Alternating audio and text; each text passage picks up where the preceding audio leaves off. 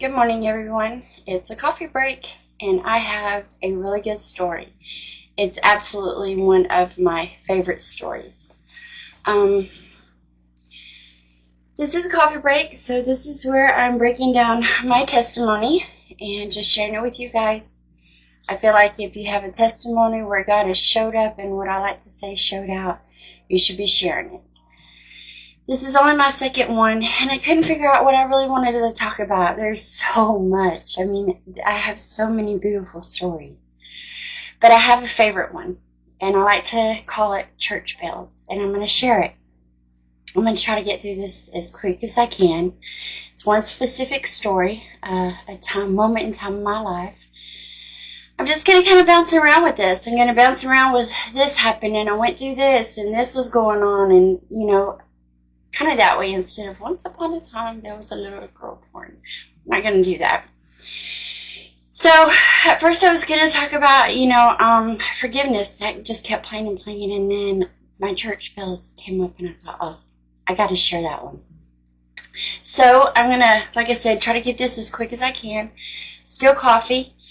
I was wondering if I was even going to get this video out. I had a 17-hour work day on Friday, which my work isn't like strenuous. I'm not out digging ditches or, working my behind off. I'm sitting in my truck. But I tell you what, sometimes just sitting there is more tiring than if you're actually doing physical labor. It was just long and exhausting in Atlanta at the dog food place. And I think they think that us truck drivers, if we've got a sleeper in our truck, we're living in luxury. We've got a refrigerator. That's horrible. Anyway. So, gonna kind of jump around to get to this story. I have dealt with, I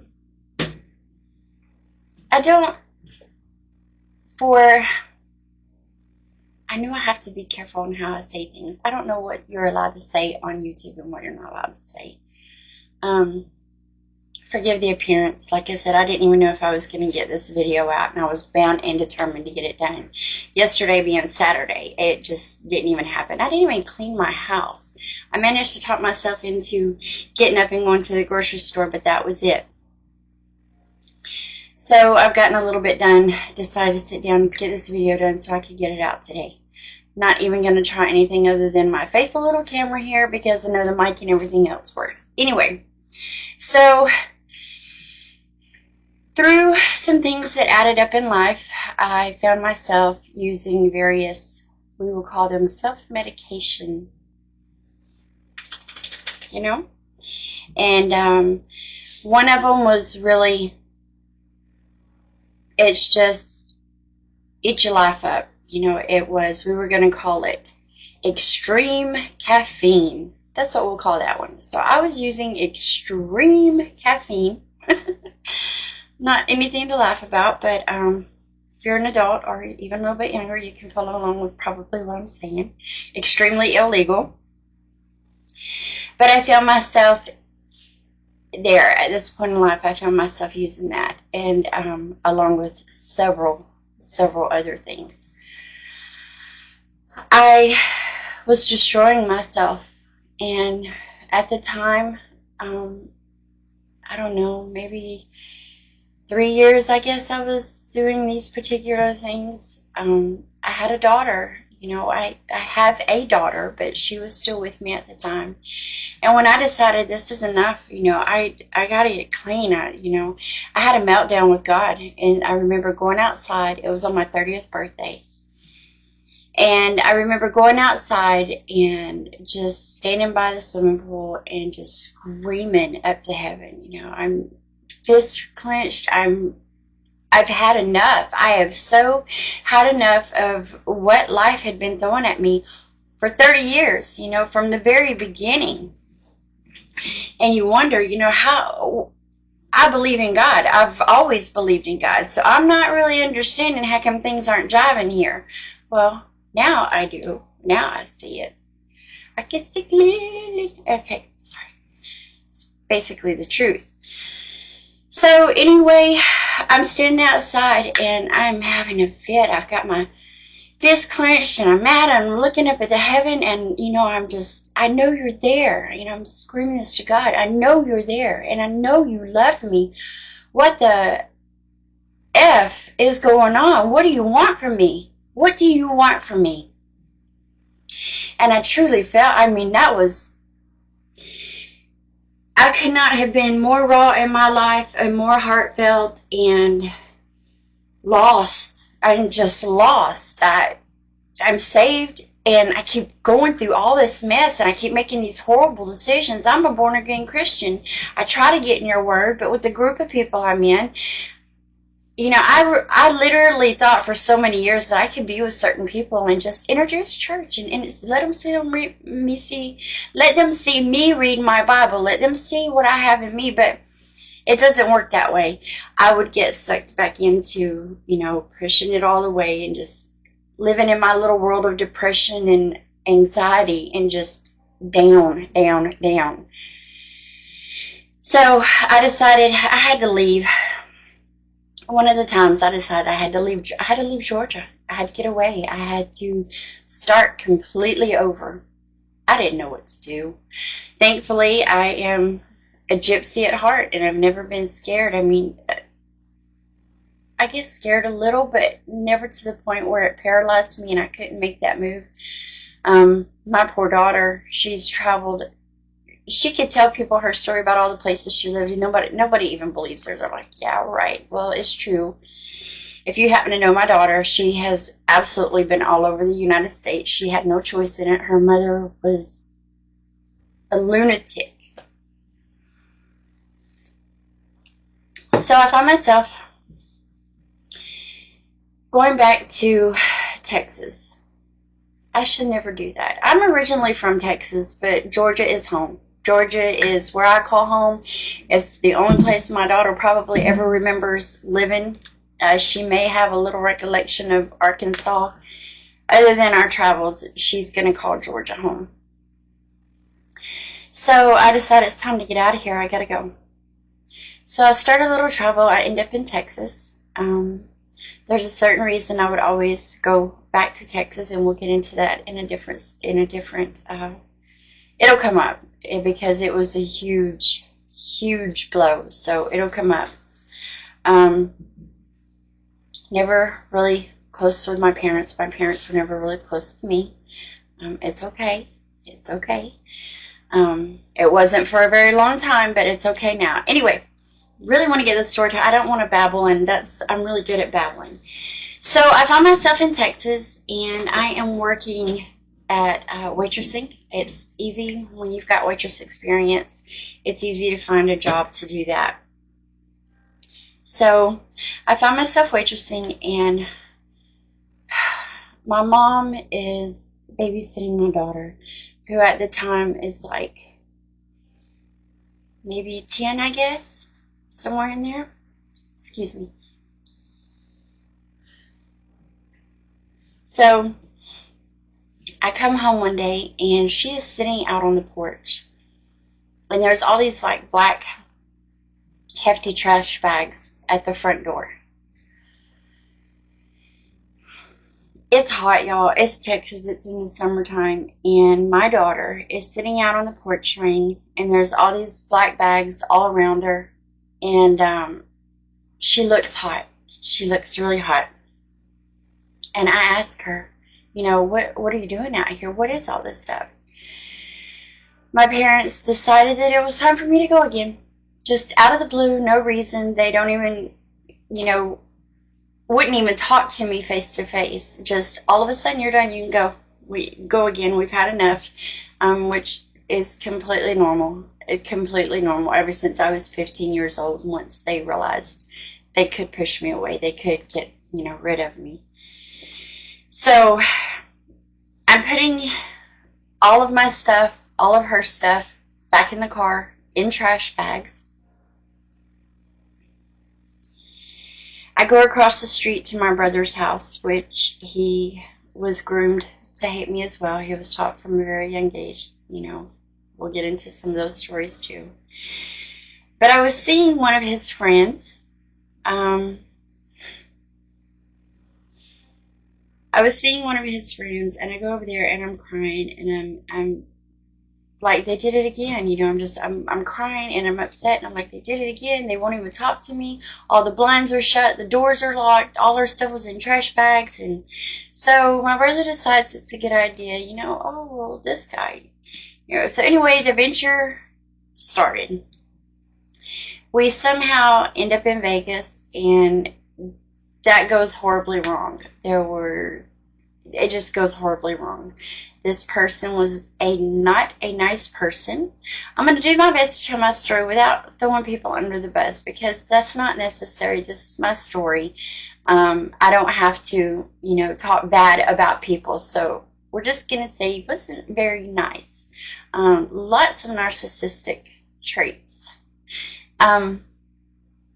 I found myself laying in the floor. We had found, well, actually his dad had found us this apartment while we were in Vegas that was a garage apartment. It was right above these people's apartment. Really, really pretty place. And so we were there, and Vegas didn't last long. Things just started happening so fast. Remember, I had a blowout by the pool with God. I lost my cool, you know, just a 2-year-old fit right in front of my Creator. To my Creator.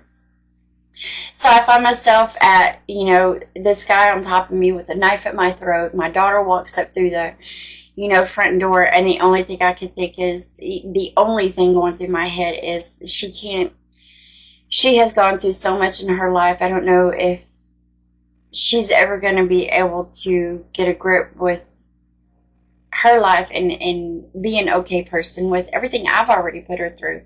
The last thing that she needs in her head, I do not need to leave this world with her seeing her mom get her throat.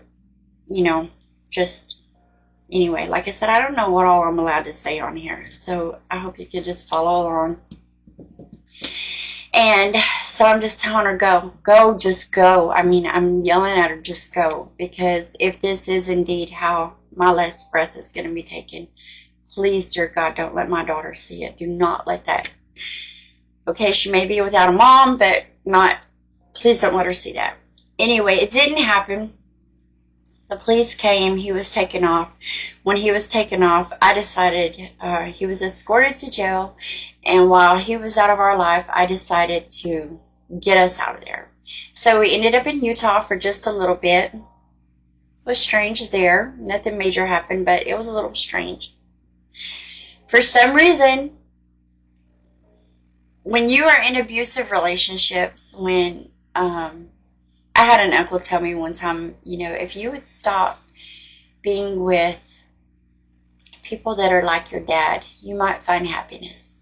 Well, I just want to say, you know, we don't realize how important a dad's influence is on a little girl. You know, they're busy with their sons, teaching them how to be men and mow and, you know, or whatever, work on cars and, you know, fix stuff. But we don't realize how important that male influence is on a little girl. You are setting a standard for the kind of people she will have, the kind of male influence she will have in her life for the rest of her life. Until she finally goes, I've had enough, no more. So I ended up getting back with this guy. I don't know why. I have no idea why, but I ended up getting back with him.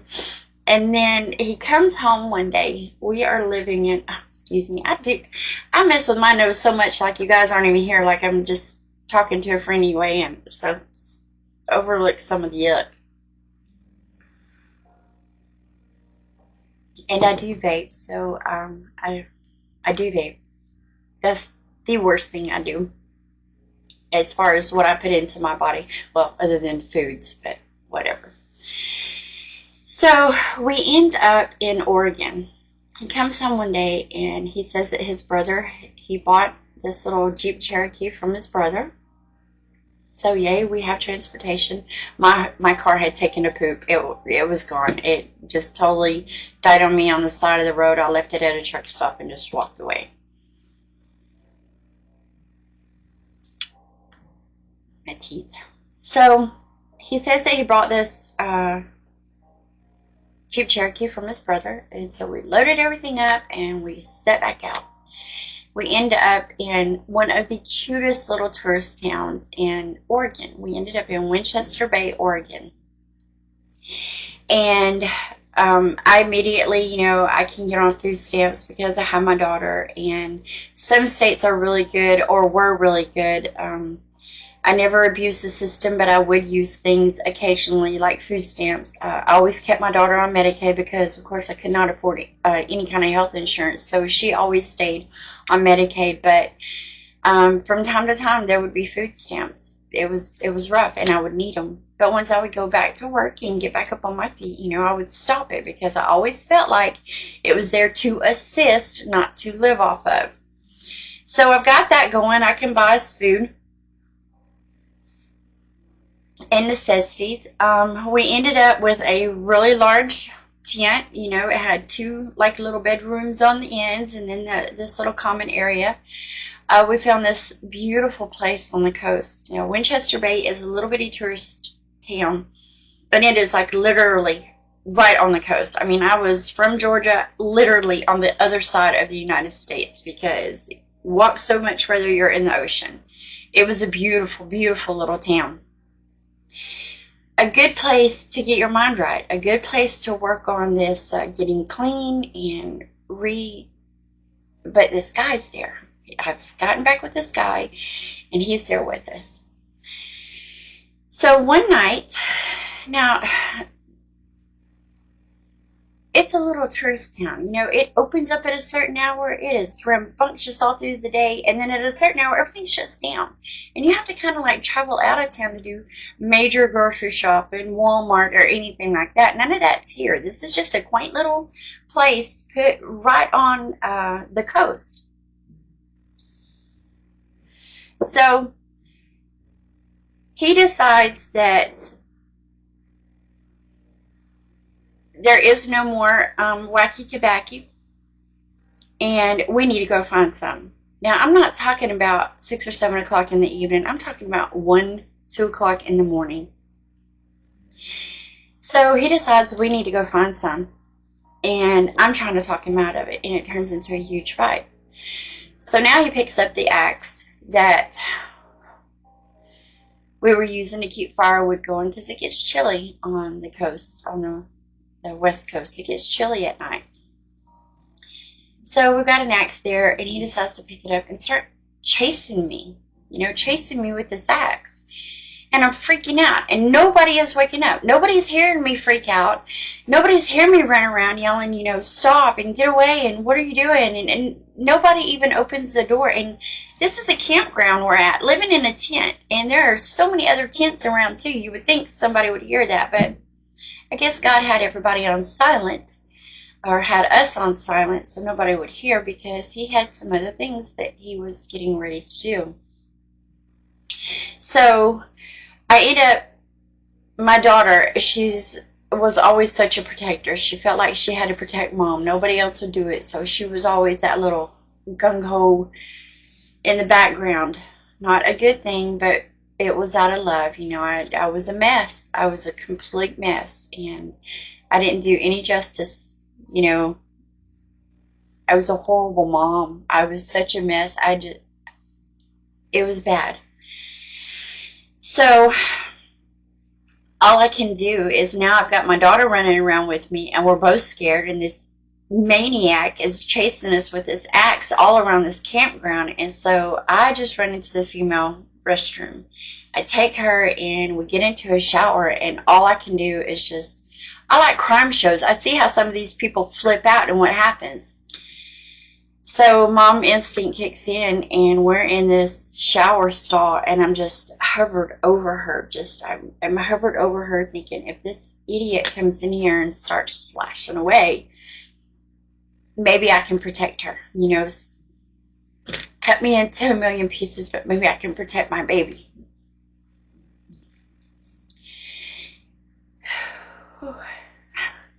So I give in. And I'm like, okay, fine, we will go look. We will go try to find some. We all get into the car, including our dog. And a lot of our belongings were in this Jeep, in the back of this Jeep. And a lot of times, there would be a bed set up in the very back for my daughter, because I just wanted to have a hard casing around her and not have her in this tent. So we get into this, vehicle, and I'm always having to drive because I don't think he had a driver's license at all. So I'm the one that was doing all the driving, and I don't remember. I think we were still in Winchester Bay, but we were a little bit further out. He decided it was a really good idea to go to a teenage kid skate park, in the middle of this little town at 2 o'clock in the morning to go look for this particular tobacco. So we do. And I'm not too worried about the license plates being from out of state because we're in a tourist town, we're vacationers. But when you're out at 2 o'clock in the morning circling a skate park where children are at during the day, it probably doesn't look just right. So, of course, there's nobody there. The fog is done coming in. You can barely see the skate park as it is. And I'm like, okay, see, there's nobody here. And so we go back, and we're headed back toward the campground where we were staying. And I've got cop lights behind me. All of a sudden, there's cop lights. So I pull into a 7-Eleven. I get the car put in park, and all of a sudden on Bullhorn, make whatever they do to talk really loud to someone else in the distance, I'm hearing this cop. And let me tell you, then we start what I like to refer to as Twister cop style. I'm glad I was a little bit younger, because if I was to be, which I would not be, in that situation, I wouldn't be able to physically do some of the things they say to do. All of a sudden I hear, drivers, step out of the car. But it starts out with, drivers, stick your hands out the window, unlock and open the door with your right hand. Okay, here we go. So I'm doing this, and I'm freaking out. I am freaking out. Why? I mean, do I have a tail light out or something? I know I've got out-of-state tags. Is there a curfew that I don't know about? Why all the dramatic? Why didn't you just walk up to my door and say, can I see your license and registrations and the typical? I have no idea why we're going to this extent with this pullover.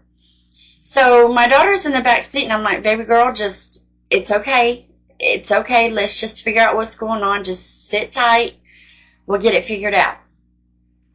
So I get out of the car, and they're like, now I'm at this hands in the air, so you're like this, and you're like, what the crap? And I'm hearing back up to the sound of my voice, now get on your knees. So now I'm on my knees, my hands are in the air, and they wanted me to crisscross my legs. And the humiliation that's going on with this, because this is getting some, even at 2 o'clock in the morning, when you got a 24-hour gas station going on, people are watching. So now, I'm like this on the ground, and my legs are like this behind me, and I just listened to this cop, and then all of a sudden, you're in handcuffs, and what? Okay, I'm okay. I'm at your mercy now. Could you please just tell me what's going on? So they pick you up, and they start talking to me, and they take my daughter. They go around to the passenger side. They get him. They put him in handcuffs, throw him in the back of a car. They come around to me, and they start talking to me, and now I really don't care what you want, because you just put my daughter in an undercover, unmarked, whatever car. Now my daughter, I cannot be away from her. I don't know what is going on here, but I do not need this. She's my everything. She's literally the only reason I continue to take a breath. She's the only reason I breathe. She's the only thing keeping me alive. You cannot take her from me. So now she's in another vehicle. All of a sudden, I hear this. I'm like, what's going on? What's going on? He goes, well, you're driving a stolen vehicle. Yeah, no, I'm not. No, I'm not. He bought this from his brother. No, ma'am, his brother reported this stolen. Got to be kidding me. Are you kidding me? So now they throw me in the back of the same car with him. And at this point, I'm probably thinking, well, now, then I didn't even realize everything was being recorded, you know, when you were in a cop car. Now I realize, oh, that's probably why they threw me in the back with him. And boy, I'm getting like, oh, I'm so sorry. I love you. And I'm just like, don't speak to me. Shut up. Don't speak to me. Do you see my daughter in another vehicle? Do you see what you were putting us through? I'm done. I'm over it, man. We're done. So they end up taking us out of the car together. They sit my daughter in a cop car, and first they pull me into a different cop car, you know, waiting on all the extra lights and cameras and stuff to show up. So they put me in a cop car, and I'm still in handcuffs, but I'm turned around with my feet outside the door. You know, they don't have the door slammed and me belted in and all that good stuff. And he starts talking to me, and I'm like, I did not know this vehicle was stolen. And I told him the story that I was given. It was purchased for $600, da-da-da-da-da. We left Vegas, we come here, da-da-da-da-da. And so you know, this was never really talked to. None of that was, you know, discussed with my daughter, but thankfully kids listen to everything you have to say or what's going on in their surroundings. And so she was telling officers in this other vehicle that she's in, she's telling them the same exact story. Excuse me, hiccups. So that's what ended up saving my butt that day. The cop comes back to me and he says, your daughter told the same story. You know, she said the same thing. He came in from work, said he had bought it. So the cop asked me, he says, what do you want me to do? I guess he could see the desperation in this poor mother's face. And then talking to the daughter, I'm sure that she was telling him, you know, and he's crazy and he's mean to my mama and everything else that was going on. So he asked me, he says, you know, MJ, what do you want me to do? If I could do anything in the world for you, what would you do? And I literally looked at this police officer and I said, make me and my daughter disappear from the rest of our lives. Just make us disappear. And he just looks at me and he goes, and I said, I'm serious. I'm done. And I'm really surprised that I didn't get put on some kind of self-harm watch at that point. And he says, ma'am, you know I can't do that. He said, that's something I can't do for you. He says, let's think a little more logically. And I said, can you keep him in jail long enough for me to get out of here? You know, can you keep him in jail long enough for my daughter and I don't have a plan. I don't have a car. I don't have a job. But just let me figure something out. Because, of course, they impounded the car and would not let me get our clothes. The only thing they gave us was the dog and her bag of dog food. Big old 50-pound bag of dog food. And, of course, I was able to keep my purse and my driver's license and all that in it. But other than that, they kept everything. It's not like we had much to begin with, but now we've lost almost what few little things weren't left in the tent. The rest was gone. So he agrees, and he says, but what I'm going to do, he says, I'm going to take you down to the station. And he said he should already be there by now. And he said, I'm going to take you and your daughter down to the station, and we're going to keep you in handcuffs, and we're going to parade you through where he can see where it looks like you're being arrested too. And he says, I'm just going to walk you right out, you know, the front door. And then I'll bring you back to your campground. I will make sure that you guys get back to your campground. So I said, okay. So that's exactly what he did. He drove his car, you know, to the back where they would intake their prisoners. He walks me through. I'm still in handcuffs, and I passed this guy where he could see I'm still in handcuffs, and they got me coming in. And we walk down the hall just a little bit further. I go into a room. I don't even know if I signed any kind of papers, or I don't remember any, you know, legal things that happened on the inside, or however, you know, you'd want to say that. And he walks us right through the front door. We get back into a cop car. Me, my daughter, her dog, my purse, and a 50-pound bag of dog food. We are probably now looking at 3:30, 4 o'clock in the morning. We go back and he drops us off at the front, the entrance of this campground. So we've got a little ways to walk. I am carrying a 50-pound bag of dog food, my purse. My daughter her nerves are shot. She's holding under her dog, and we're walking back to this tent. And I start in my head thinking, I'm trying really hard to get clean and to stay clean. And, I wasn't using at the time. I had already kind of gotten away from that. I wasn't using those really hard, illegal substances anymore. And I'm starting to crash. I'm starting to just want to throw my hands up and be done because I don't know what to do. I have no idea what I'm supposed to do. So we get into the tent, and it's cold. It is so cold. We're in layers. We've got our beanies on and extra sweatshirts, and we both crawl into this little bed together. And sometime during the time, this little moment, we're going to try to shut our eyes for a little bit.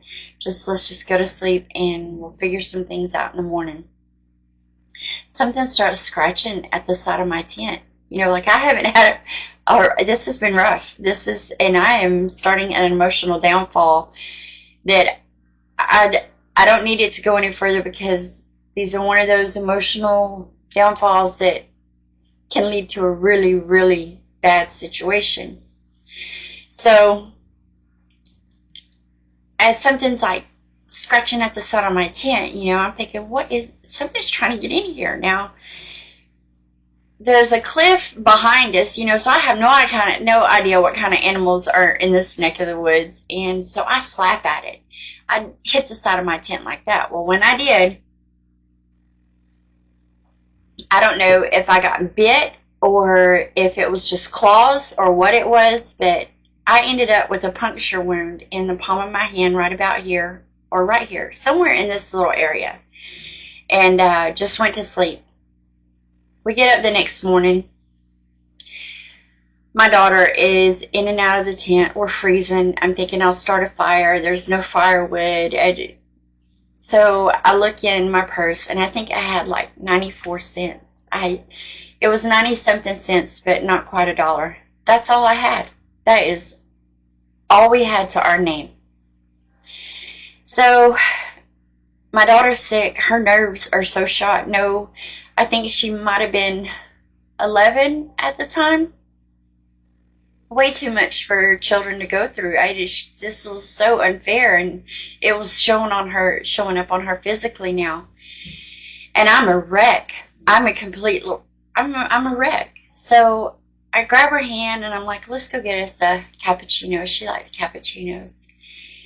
And so we decided to get a cappuccino and share it. Only had the money for the one. And sit down where the ducks like to come into this little cove and swim around in the morning. I think there was a couple pieces of bread, but she didn't even feel like feeding the ducks this morning.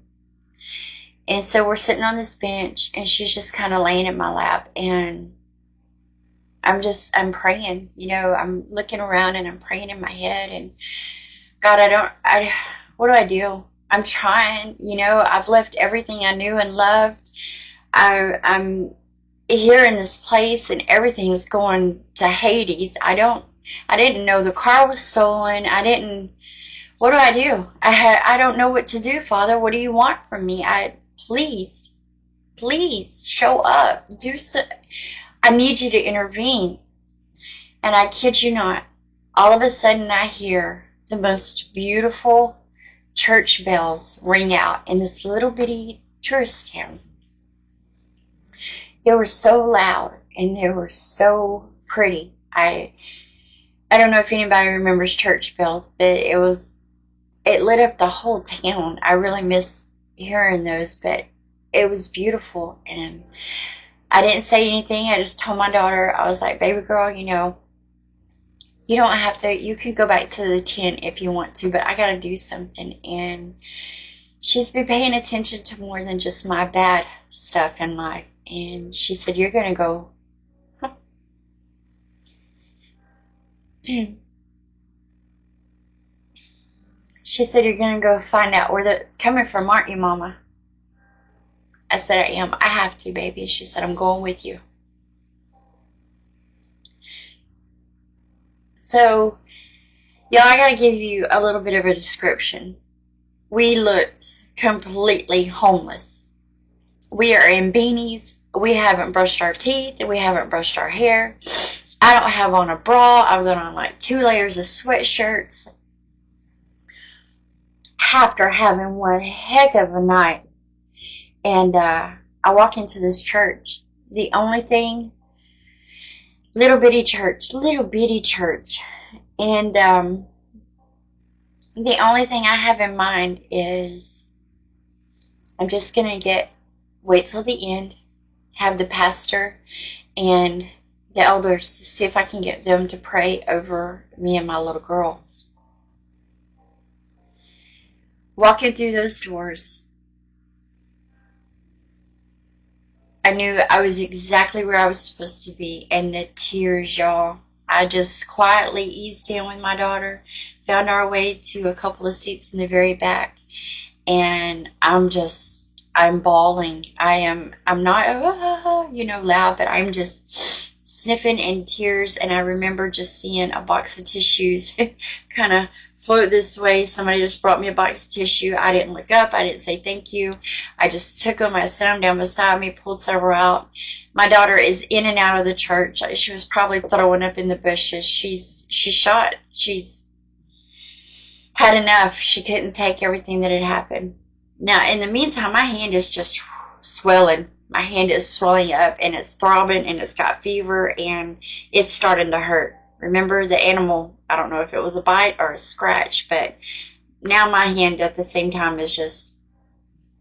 So I had reached a new bottom in life, but then I slid to the side and I found a trap door, so everything is looking completely hopeless for me. I just need prayer. That's all I want.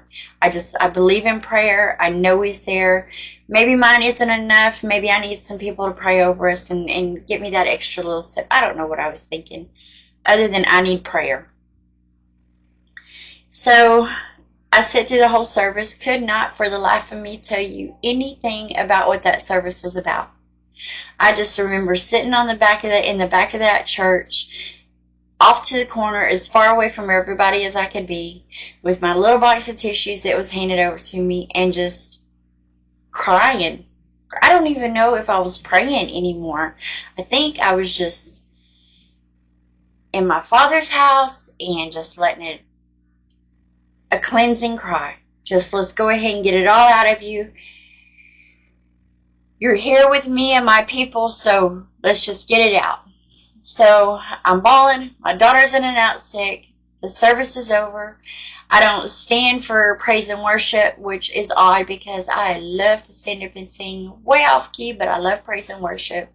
I don't know if I bowed my head during prayers. I don't know if I did anything other than sit there and bawl my eyes out the entire time. We get to the end of the service, and I'm just sitting there. I'm waiting for everybody to start clearing out so I can make my way to the pastor, or maybe he'll make his way to me, or the elders, or whatever. I need to wait till everybody clears out because I have a specific request, that I need done. I need people to lay hands on me and my daughter and pray over us. So as I'm sitting there and I'm trying to clean my face up a little bit, and my daughter is just sick, she's just laid up against me, and we were in a rough spot. This woman walks up to me.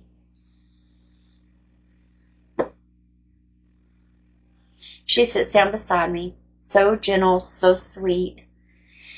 She sits down beside me and very appropriately introduces herself and says, I just wanted to know, my husband would like to speak to you. Would it be okay if he came back here and talked to you for a second? Extremely appropriate. She came to me first. And I just replied, yes, ma'am, that would be fine. So this man comes up and he sits down beside me. His wife sits beside him. Or maybe she doesn't. Maybe she was gathering all their little babies. I think they had like 6 little kids or something. And he sits down beside me and he introduces himself and we shake hands, and I couldn't even keep eye contact with him. You know, I'm a mess, y'all. I am an absolute mess. And he says, at some time during the service, I felt an overwhelming feeling come over me. And I felt God saying to me, there is a woman and a child in the back who need you. And he said, it was so overwhelming that I instantly turned around, and he said, I saw you and your daughter sitting back here. He said, and I don't know how you feel about things, but he says, I feel like if God tells you to bless somebody, you should absolutely bless somebody. And if you're the receiver of a blessing, that you should just receive it without question. And I'm just nodding my head like, yes, I believe those things too. And he said, he was, I'm going to go ahead and say they were Mr. and Mrs. Klein. And if by some crazy miracle you guys happen to come across this video they lived in Coos Bay. So Mr. and Mrs. Klein out of Coos Bay, if for some crazy reason God allows you to stumble across this video, you guys helped create one of the most beautiful stories of God showing up and showing out in my life. I have told our story all over the United States, and now I'm spreading it as far as it'll go. Thank you, thank you, thank you. Anyway, I had to get that out there. So he says he was I want to say a firefighter, but I want to say in the forestry thing. He was one of those gentlemen that would ride around, and I think he would stay in like a tower and watch for fires, like in, you know, the mountains and the stuff in the forest, just to keep an eye out for, you know, how natural fires or campground fires or stuff like that can spread like crazy. And then he would get in helicopters and stuff where they take the big water and, you know, scoop it up out of a lake and then go dump it, and that was his job. Sorry, I have the hiccups. So he says, I have this little pickup. The night before I was just arrested for, or not arrested, but kinda, for driving a stolen vehicle. He says, I have a little pickup that's sitting in my yard, that it runs great, it's in good shape, nothing pretty to look at, but he says something is telling me that you guys need this. You know, I've been led to believe that you guys need this vehicle, and now I can't even talk. I can't even talk, because now I'm going to let God just do what God's doing, because, you know, I've hit the trap door on rock bottom. I'm at a lower level. I'm crying out to God. I don't know what to do. I need you to show up and do something for me. I hear the loudest, beautiful, most beautiful church bells I've ever heard in my life. So I run to those with my little girl. I'm completely broken, sitting in the background, sobbing and snotty nose and just a horrible mess of a woman. This lady and man show up and say, hey, you know, we have this vehicle and we want to give it to you and your daughter. I don't say anything. I may have shaken my head or just looked at him, and, you know, when you're at that point, you have no words. Okay, here we are. So they invite my daughter, and I say, come on, you know, go to the house, and the kids can play, and we can make some lunch. You know, the wife will make some lunch, and so my daughter and I went back to their house. And it was a pretty good little drive, because Winchester Bay and Coos Bay, there's a little bit of a drive there. So we packed up in their minivan with them and all their little babies, and the sweetest little family, you know, angels. God sent me sweet earthly angels in my time of desperation. So we end up at their house, and Rachel goes outside with my daughter. Did not mean to say her name, but it's out there. She goes outside and she's playing with their children, and I'm watching through this beautiful window. Her kitchen had this big open window. It was like the whole wall almost looked like a window, and You could see outside and watch the kids playing in the background, and my heart is breaking because I'm thinking, this is the first time I've seen my little girl just be a little girl, and I can't remember the last time. And so you've got that kind of, eating at you. And she's in the kitchen and she's just milling around and she's cooking this big old lunch. And I asked her several times, would you like me to help? No, you are a guest in my home. Let her play. You just sit and relax. And again, y'all, I don't know what I look like other than straight out living under a bridge homeless. Never once, never one time made me feel out of place, inappropriate, disgusting. I mean, you talk about those people were doing exactly what God would want us to do, without any question, without any judgment. They were doing exactly what God had told them to do, and they were beautiful at it. It was such a beautiful setting, and these weren't wealthy people. Nothing that they had going on told me that they were like really wealthy people and they were doing this to show out for their church. That was not the case. So the husband is, the whole time she's in the kitchen and she's cooking and stuff, the husband is nowhere to be seen.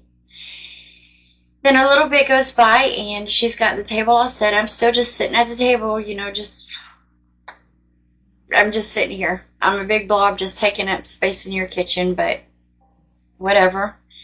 And then all of a sudden, all the kids start coming in, and he comes in and he sits down, and we've got dinner all spread out, our lunch all spread out, and we're all having our lunch. And just to be at that table with a family, for my daughter and I, just for a moment in time for me to look around and see this family that she and I didn't have. We just didn't have that. And in my course of always trying to find that, it's led to several failed marriages and just situations I should have never been in myself, much less put my daughter in as well. But I'm sitting down and we're having this meal, and I don't even know how to feel. I really don't know how to feel. So he slides over after we're all done. He slides over the title to this vehicle. He had spent the entire time while she was cooking out there cleaning it all up as best as he could for me and my baby girl. And he slides over the title. He signed it, and he slides it over to me. And he hands me $20, which was good that long ago. That was over 20 years ago. Oh my goodness, it's been that long. So he slides me over a $20 bill so I can put some fuel in it on the way out. And dinner was over with. They tell me how to get back to Winchester Bay. They give me directions to get back to Winchester Bay. We hug necks. Thank you. Thank you seems so generic, in a situation like that, but that's all I had to give, hugs and thank you. Seriously, you don't know what this did for me and my daughter. And so we get into the pickup and we're headed down the road, and it's beautiful. The scenery on that side of the United States. Well, the United States is beautiful. If you're seeking to go to exotic lands for vacation, so check out America first. She's absolutely beautiful. So I'm just driving, and again, I'm in silent prayer, and I'm just like, thank you, God. I thank you for showing up. I trust in you. I know this was from you. Thank you for these people. This is where my train of thought is. I'm talking to the Father in my most gracious, feeling a little bit better. I don't know what the next step is, but he just gave us transportation. He just gave us transportation, a beautiful meal. My heart was there was this huge weight lifted off of my heart and my soul, and I can breathe now. So now I can at least think I got some wheels. My daughter is being a kid, it was an older little pickup. Ran great. It ran really good. And it had the little turning knobs, and the little button for like the cassette tapes and stuff. So she's playing. She's leaned over and she's playing with the dials, trying to find some music or something. And then all of a sudden, out of the blue, she just stops. And she sits up and she looks at me. And I just look at her and she said, "Mom."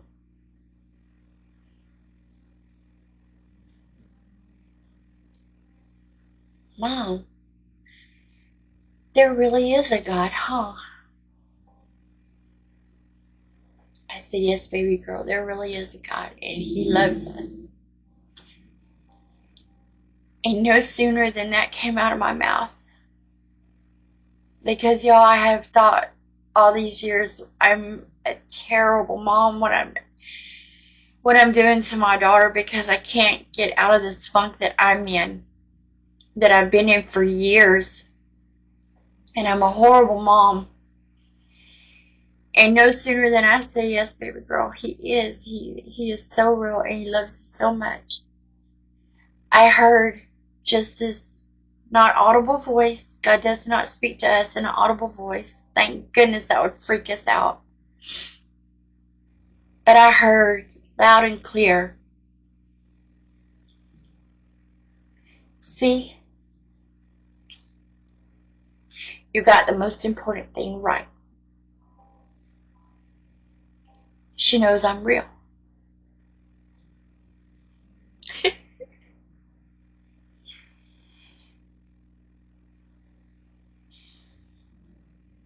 So I had that reassurance. Ooh. I had that reassurance that through all the mess, through everything that I was going through, to keep Him as close to me as I possibly could. Y'all, I know that as time goes on, it's getting harder and harder and harder for us, it seems like, to find God in some of these situations we get into, but He's here. He's real. Everything that's happening is His plan. It's going exactly the way He wants it to go. And if you are a Bible reader, if you are somebody who stays in your Bible and you read, He still answers prayers. He still performs miracles. He's still so much a part of our lives. He just isn't going to show up like He did to Moses and the prophets and all that good stuff. But we need Him. We need Him so much. And He's going to get you through all those times where you throw your hands up, because you get so sick of trying and just hitting a brick wall, and then you try a little harder and you hit 2 brick walls, and you try a little harder and you stumble into a ditch, and it gets to be overwhelming. We're not alone in this. By no means are we alone in this. And I have been so excited, looking forward to telling this story, that I didn't even care how I looked when I got on camera today, because I just wanted to get it out there. I have several more stories that I'm going to share, and details of my life. This is how it happened in my life. This is how He shows up. You need to get your foundation set. You just need that foundation. You need that first layer, that first thing that you can build from. And I'm telling you right now, that first layer is Jesus Christ. If you can make Him your cornerstone, get with Him, plant yourself on that rock. I'm telling you, from life experiences, He will show up. And don't worry about, well, I've tried doing this and I can't do this, and I've tried it that way and I can't do it that way, and I've followed these rules and I've followed those steps, and don't worry about it. Don't even worry about that. Do the best you can with what you got at the moment. Make Him your foundation and start praying. Just start praying. Because once you get your feet planted, let me tell you guys something. He starts working inside of you when you don't even realize it. I think about everything that I've been through in life, and I think about where I am now, and I can see it. I allowed God to. And my life has been, now I'm going to call it amazing. My story is amazing. I know I'm not the only one out there. I wish everybody would start sharing like crazy. I don't know how many people do share, but I think each of our story is our own, because we are humans and we experience it emotionally in so many different kinds of ways. But yeah, that's my church bells.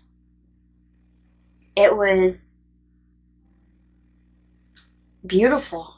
It was absolutely beautiful, and it was done in such a way I will never, even if I end up an old woman with Alzheimer's and dementia, I will honestly believe that church bells will stay with me for the rest of my life. And now I know that even as my daughter goes through her struggles, that she also has church bells. She may not remember them exactly the way I do, but she knows God is real. And if she could just get her feet planted, like so many others, some of us it takes longer than others, but I'm telling you guys, it's private. You don't have to tell everybody what you're doing or your business. And I also want to say, if you're looking for someone to teach the Bible, you don't understand the Bible, a really good pastor to start looking at and listening to is Jack Hibbs. He has a podcast. He does his, you can find his sermons on Wednesday night and Sunday night. You can find them all over YouTube. He's my go-to preacher right now because I still haven't found a church of my own. But check out Jack Hibbs. I can't believe I can't. It's not even coming to me right now. But just, go search his name on YouTube. And he can explain, the way he explains the Bible is so easy to understand. So check out Jack Hibbs. Start praying.